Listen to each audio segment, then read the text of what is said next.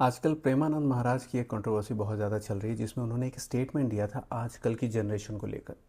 उन्होंने स्टेटमेंट दिया था कि आजकल की जनरेशन जिस तरह से अपनी लाइफ जी रही है, जिस तरह से एक रिलेशनशिप ख़त्म नहीं होता, दूसरे रिलेशनशिप, फिर वो ख़त्म नहीं होता कि तीसरे रिलेशनशिप, या फिर लिव इन में जिस तरह से रह रही, इससे उनकी आने वाली ज़िंदगी में किस तरह से नेगेटिव इम्पैक्ट पड़ता है, चाहे उनकी पर्सनल लाइफ हो या उनकी शादी हो।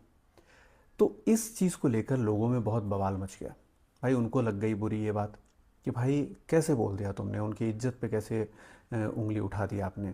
जबकि ये वही लोग हैं जो अपनी डेली लाइफ में हमेशा ये चीज़ सुनते हैं, अपने बड़े बुजुर्ग से, माँ बाप से, भाई बहन से, रिश्तेदारों से, सबसे सुनते हैं और उस टाइम एक्सेप्ट भी करते हैं सर झुकाकर। लेकिन चूंकि प्रेमानंद महाराज ने बोल दिया तो ये चीज़ उनकी ईगो पे पड़ गई कि भाई तुम कौन होते हो, क्योंकि आजकल की जनरेशन का ईगो बहुत ज़्यादा बड़ा है। उनके लिए मैं जो कर रहा हूँ वो सही, तुम जो कर रहे हो वो गलत, तुम जो बोल रहे हो उससे हमको कोई लेना देना नहीं, भाई मैं सही हूँ। अपनी ज़िंदगी में उनके हिसाब से वो सही चल रहे हैं और ठीक है भाई तुम्हारी ज़िंदगी। लेकिन इसमें इतना बवाल मचाने वाली कोई बात नहीं है, क्योंकि जो सच है वो सच है। भाई मैंने भी सुना है स्टेटमेंट और मैं उस चीज़ से सहमत हूँ। बिल्कुल सही बात है, ऐसा ही होता है और आजकल की मेजॉरिटी जनरेशन ऐसी ही जी रही है कि एक रिलेशनशिप में है, वो ख़त्म नहीं होगा, तुरंत मूव ऑन करके दूसरे में, दूसरे से नहीं हुआ तो तीसरे में चले जाएंगे। इसी तरह लिव इन में रह के आप सारी चीज़ें आप अपनी लाइफ में जब पहले ही जी लेते हो तो फिर शादी के लिए आपके पास कुछ रहता ही नहीं है।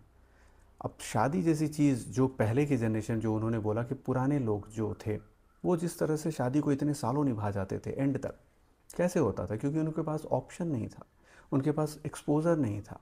अब ऑप्शन से ये मतलब नहीं है कि भाई मेरे पास चॉइस नहीं, मैं चालो। ऑप्शन से मतलब है कि उनके लिए वही चीज़ इंपॉर्टेंट थी कि भाई मेरी शादी हुई, अब मुझे अपने घर संभालना है और अपनी फैमिली बनानी है और ढंग से ज़िंदगी जीनी है, ये मतलब है। लेकिन आजकल के लोगों के पास ऑप्शंस अलग अलग हैं भाई। उनको पता है कि भाई एक एक जगह रिलेशनशिप नहीं चलेगी तो भाई मूव ऑन कर जाएंगे दूसरी जगह, वहाँ ख़त्म हुआ तो तीसरी जगह, ऐसे ही चलता रहता है। तो इसकी वजह से कैसा होता है कि आपकी एक्सपेक्टेशन जो है ये इस लेवल की हाई हो जाती है कि जो आने वाले टाइम में आपका हस्बैंड या वाइफ होने वाले हैं, उससे आपकी एक्सपेक्टेशन उस लेवल की चली जाएगी जिसे वो बेचारा बेचारी कभी फुलफ़िल ही नहीं कर पाएंगे।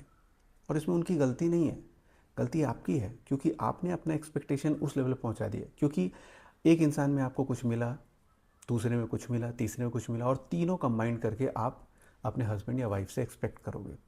तो भाई कैसे पूरा करेगा? कोई इंसान परफेक्ट नहीं होता, तो वो बेचारे कैसे पूरा करेंगे?